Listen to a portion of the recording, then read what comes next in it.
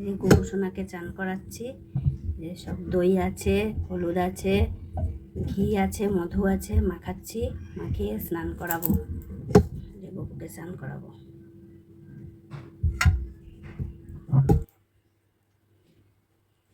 এখন গোপুর চন্দন যাত্রা শুরু হয়ে গেছে। সবাই যেন অক্ষয় তৃতীয়া থেকে চন্দন যাত্রা। আজকে তোমাদের দেখাচ্ছি চন্দন যাত্রা কীভাবে আমি করি। প্রত্যেক দিনই করি এইভাবে। আমি চানটা আগে করিয়ে নিই, তারপরে আমি গোপুসোনাকে চন্দন মাখাবো।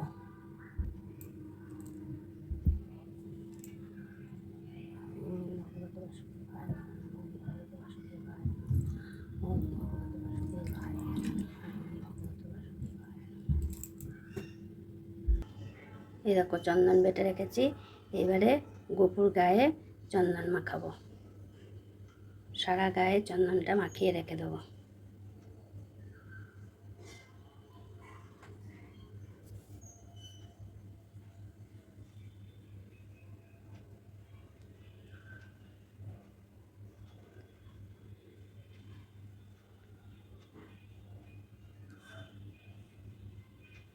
এইভাবে গোটা শরীরটা চন্দন মাখিয়ে রেখে দেবো।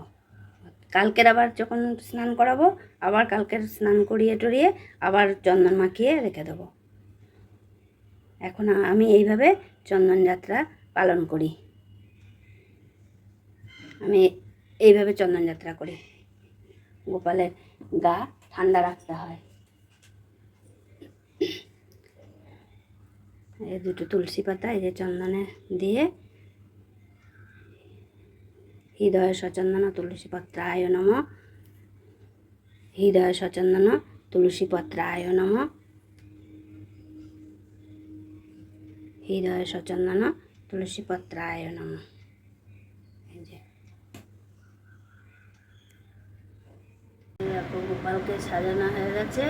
এবার এইভাবেই রেখে দিয়ে যে সারা গায়ে, আজকের আর কোনো পোশাক পরায়নি গোপালকে, এইভাবেই রেখে দিয়েছি। এইভাবেই থাকবে। এইভাবে আমি চন্দন যাত্রা পালন করি।